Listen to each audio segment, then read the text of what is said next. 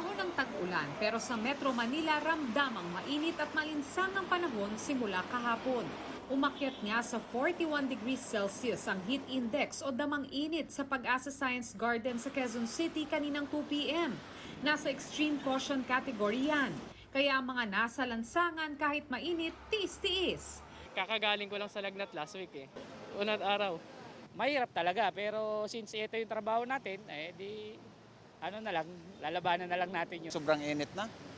Kung hindi mo lang talaga sasabayan ng tubig, wala na. Paliwanag ng Pag-asa DOST ang malinsangang panahon sa ilang bahagi ng bansa ay dulot ng monsoon break. Minsan nakakaranas tayo ng mga monsoon break o yung mga ilang araw na hindi tayo ganong uulanin. Parang yung pakiramdam natin during the warm months, no, maaraw, medyo malinsangan, pero may mga tsansa ng mga thunderstorm, lalo sa dakong hapon o gabi. Mahina rin daw ang hanging habagat at hindi inaasahang magiging bagyo ang LPA na nasa east ng Borongan City na posible ring mawala sa susunod na 24 hanggang 48 hours. Payo ng doktor para hindi ma-heat stroke kapag mainit ang panahon, uminom ng sapat na tubig. Bago kayo papasok sa trabaho, paglabas niyo ng bahay, maganda mag-shower muna tayo ng malamig na tubig. Okay? Because it helps the body adjust doon sa temperature sa labas. Vitamin C can help us acclimatize or adjust to changes in temperature. Kung maaari, iwasan muna ang paglabas ng bahay kapag mainit. Tiyakin din na well-ventilated ang bahay. Pasado alas 5 nga ngayong hapon na magsimula ang ulan dito sa Quezon City. Kaya naman naibsan na yung mainit at malinsangang panahon kanina. Ang ulan tumagal lang ng halos 1 oras. Mainit, pero maya-maya, uulan. Kaya ang tindera ng banana Q na si Maymay nalilito dahil ang alam niya, may El Nino. Hindi din kami makaluto. Kaya nag-ulan, hangin. Minsan wala kaming benta. Sabi nila, El Nino, di ba mainit? Bakit nag-ulan? Palaging ulan. Ang rider na si Dominga Fabillar, natuto na raw. Kahit matindi ang sikat ng araw, ready pa rin ang kapote. Sabi, El Nino daw, tapos sige naman ang ulan. Sabi ko, ano kaya yun? Karaniwang paniwala kapag may El Nino, mainit ang panahon at madalang ang pag-ulan. Kasi sabi nila El Nino, wala tayong payong tulad ng mga gamitan para sa ulan. Kaya medyo mahirap. Ngunit paliwanag ng Pag-asa, kapag mainit tulad ngayong may El Nino, nagiging maalinsangan na sinusundan ng pag-ulan. No, given na naging mainit during the daytime, na-force natin yung hangin sa surface na umangat and then nag-create ng clouds and then that causes yung precipitation. Instead na kakulangan sa ulan, mas sobra po ng konti. Oh. At kung tagaktak ang pawis mo sa tanghali, asahang titindi pa ang init. Hindi lang iyan sa Pilipinas dahil inaasahang magiging record-breaking ang temperatura ngayong taon sa buong mundo bunsod ng El Nino. Pinaghahanda na nga ng DOH ang mga ospital sa posibleng pagdami ng mga may heat stroke. Kung may gagawin po tayo ay kung madilim pa o kaya naman sa pagsapit ng dilim, doon po natin gagawin. Kung hindi may iwasan po yan, ay kailangan sumilong po tayo. Kailangan umiinom tayo ng tubig. May iba pang paraan yung mga juices, mga prutas na matubig katulad ng pakwan. Dagdag naman ng Pag-asa na bago natin maranasan ang matinding epekto ng El Nino tulad na lamang ng drought o dry spell, mararanasan muna natin ang matitinding pag-uulan na dulot ng habagat na mas pinalalakas ng mga bagyong pumapasok sa bansa. Ganito raw ang nangyari na makaranas ng El Nino sa bansa, tulad halimbawa noong 2004 kung saan maraming ulan at malakas ang mga bagyo. Malaki ang pinsalang idinulot ng Super Typhoon Yoyong at Bagyong Winnie. 2009 naman nang manalasa ang Bagyong Ondoy sa Metro Manila at Bagyong Pepeng sa Northern Luzon. Ngayong taon, naranasan ang Super Typhoon Egay. Kapag sinabi nating El Nino, it doesn't mean drought. So sinasabi lang natin na magkakaroon ng posibilidad ng pagkakaroon ng reduksyon ng tubig ulan na posibleng mauwi sa dry spell. Kapag tag-init gaya tuwing Abril at Mayo, nasa 1,600 pesos ang electricity bill ni Josefina Silot. Bumababa raw ito sa 1,200 pagpasok ng tag-ulan. Ngunit tila nagbago raw ito ngayong taon. Kahit tag-ulan na, nasa 1,600 pesos pa rin ang buwanang bill niya sa kuryente. Sobrang init sa gabi, magmainit na, mainit bukas pa yung ventilador. Ramdam din ang init ng panahon sa kainan na ito sa Quezon City. Malaking bagay daw na mahangin kaya kahit paano'y naiibsan ang init. Diskarte nila para mapababa ang electric bill. Pag wala pong customer, pinapatay po namin lahat. Kasi open naman po siya. Pag ganito pong tanghali, nakapatay po yung ilaw at electric fan. Ang tawag namin yan, seasonality of consumption. From March to June, expect mo na tataas talaga yung konsumo mo because these are the summer months. July hanggang the bear months, hanggang tumawid yan sa January at February, medyo malamig pa ang panahon. Yan yung mababa ang konsumo. But since El Nino tayo, ibig sabihin mas mainit yung panahon, no? It may not approximate the heat in the summer months, but it is still warm. At dahil mainit ang panahon kahit tag-ulan, aasahang mataas pa rin ang konsumo ng kuryente. Para raw makasiguro na kahit papaano ay makakatipid tayo sa ating konsumo sa kuryente, lalo na ngayon na mainit pa rin ang panahon, unang-una raw na kailangan gawin ay i-check ang ating mga appliances at siguraduhin na lahat ito ay in good working condition. Malaki rin daw ang maitutulong sa pagbawas ng konsumo ng kuryente kung hindi pupunuin ang refrigerator at iwasan ang laging pagbukas at pagsara. Huwag araw-araw mamalansya. Patayin ang mga appliance na hindi ginagamit. Para sa iba pang tips, bisitahin ang www.meralco.com.ph.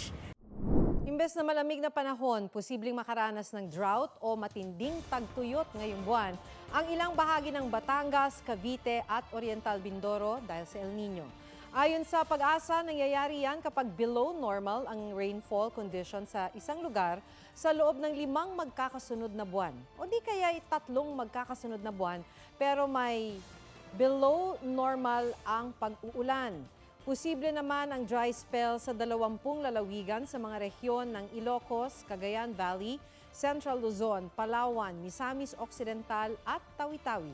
Habang dry condition ang maaaring mangyari sa 7 lugar kabilang ang Antique at Metro Manila. Sakaling magpatuloy ang El Nino, inaasahang mararanasan ng tagtuyot hanggang Mayo ng susunod na taon. 65 probinsya ang posibleng makaranas ng tagtuyot hanggang sa katapusan ng Mayo sa susunod na taon. Epekto pa rin yan ang nararanasang strong El Nino na mas tumitindi pa raw ayon sa Pag-asa. Sa darating na Enero, 11 probinsya na raw ang makakaranas ng drought. Ibig sabihin, mababawasan ang mga pag-ulan sa 3 sunod-sunod na buwan.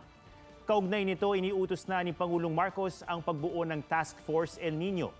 Pinakamahalagang tutukan nito ang supply ng pagkain dahil sa inaasahang epekto ng tagtuyot sa agrikultura, pati na sa problema sa supply ng tubig at enerhiya at kaligtasan ng publiko sa mga insidente ng sunog at mga sakit na pwede makuha dahil sa matinding init. Nanawagan si Pangulong Marcos sa mga Pilipino na maghanda sa banta ng mas malalang El Nino sa susunod na taon. Sinabi yan ng Pangulo sa pagpapasinaya ng Balbalungaw Small Water Reservation or Reservoir Irrigation Project sa Lupao, Nueva Ecija. Sakto raw ito para sa pinangangambahang tagtuyot dahil makikinabang ang nasa 1,000 hektarya ng palayan at 500 magsasaka.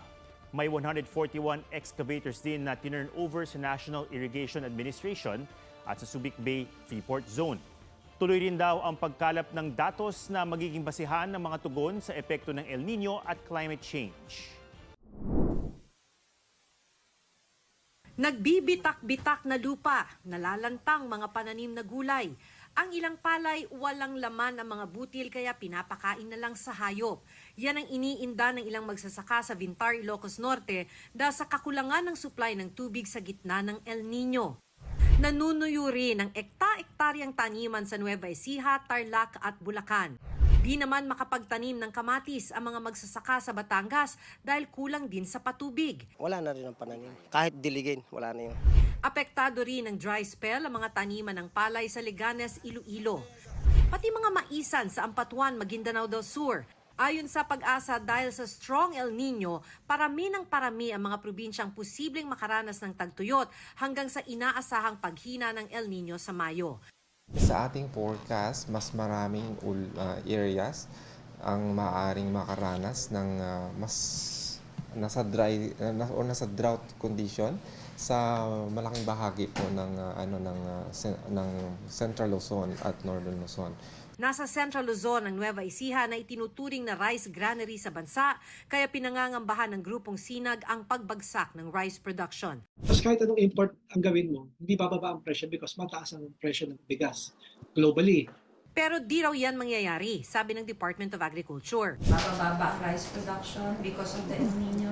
Yung binigay sa amin na report ay hindi. Mas maraming hybrid ngayon ang tinanim. Apektado rin ng dry spell ang paglaki ng mga bangus. Bumababa raw kasi ang level ng tubig sa mga palaisdaan. Inaasahang bababa rin ang water level ng mga dam. Sabi ng Pag-asa, posibleng magbawas ng tubig na isinusupply sa mga bahay. Handa raw ang Local Water Utilities Administration na namamahala sa mga water districts sa probinsya. Sinusubukan naming kunan ng pahayag ang National Water Resources Board tungkol sa paghahanda sakaling magkulang ang tubig sa Angat Dam na pinagmumulan ng tubig sa mga kabahayan sa Metro Manila at ilang karatig probinsya, pero wala pa silang tugon sa ngayon. Wala pa mang tag-init na sasabay sa El Nino, mas mababa na sa normal ang level ng tubig sa siyam na reservoir sa Luzon.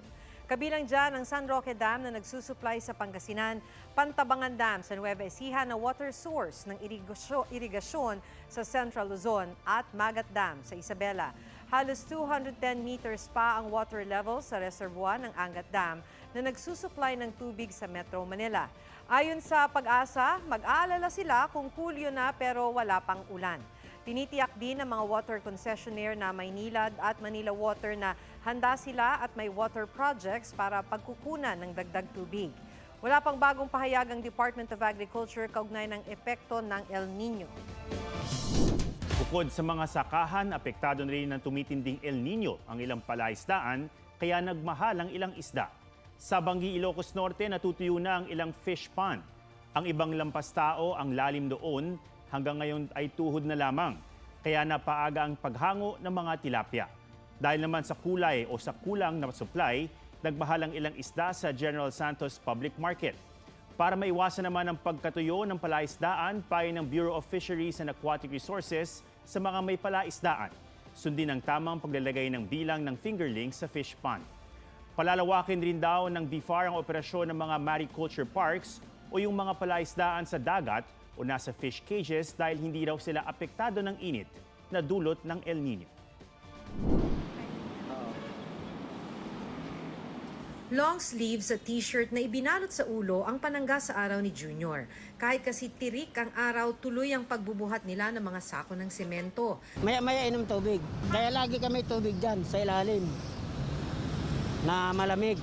Sa datos ng Pag-asa, umabot ng hanggang 37 degrees Celsius ang heat index o ramdam na init sa Naiya, Pasay City ngayong araw. Sa heat index map ngayong araw, halos nagkulay light orange ang ilang lugar na nasa 33 to 41 degrees Celsius. Ibig sabihin, nasa extreme caution level at posible ang heat cramps at heat exhaustion.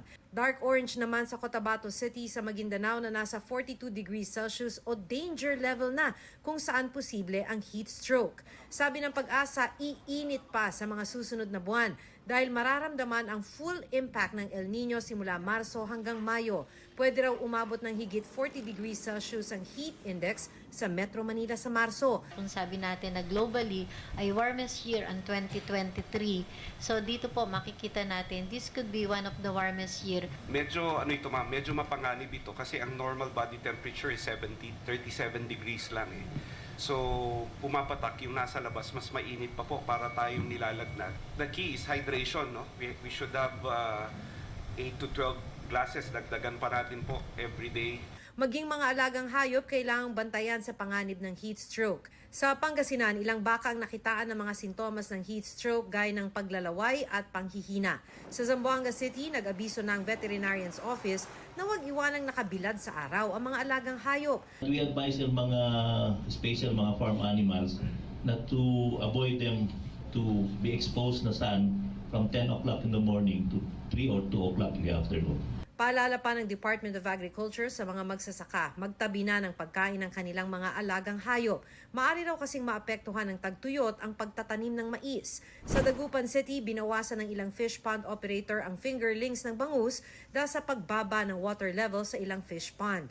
Hindi naman daw nakikita ng MWSS ang water service interruption dahil may mga alternatibong water supply kahit bumaba ang level ng Angat Dam. Tiniyak din ng Department of Energy na kakayanin ang pagtaas ng demand sa kuryente lalo na sa buwan ng Mayo. Huwag lang pumalya ang mga transmission line ng NGCP at distribution utilities.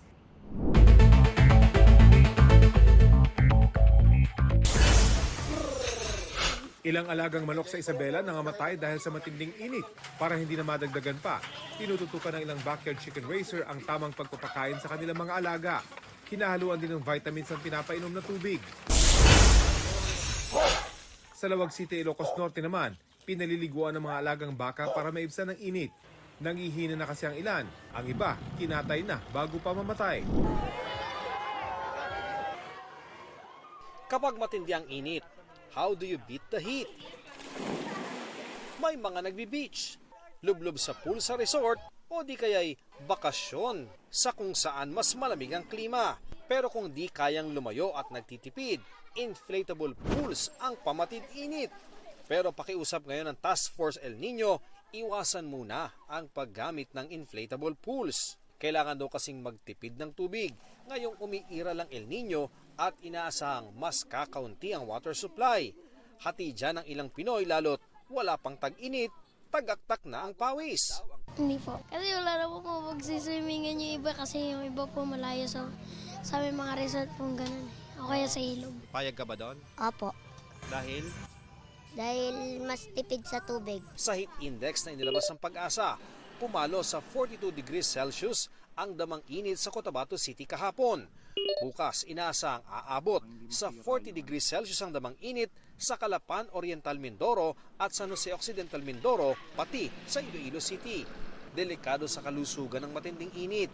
Sa Matag-Ob, Leyte, namatay ang isang magsasaka habang nangunguha ng panggatong. Sa pagsusuri ng Municipal Health Office, lumalabas na inatake sa puso ang biktima dahil sa matinding init. Para maibsan ang init, mas mainam daw na dalasan na lang ang pag-inom ng tubig kaysa mag-inflatable pool na gumagamit ng maraming tubig. Huwag na rin daw magbabad sa paliligo para makatipid ng tubig.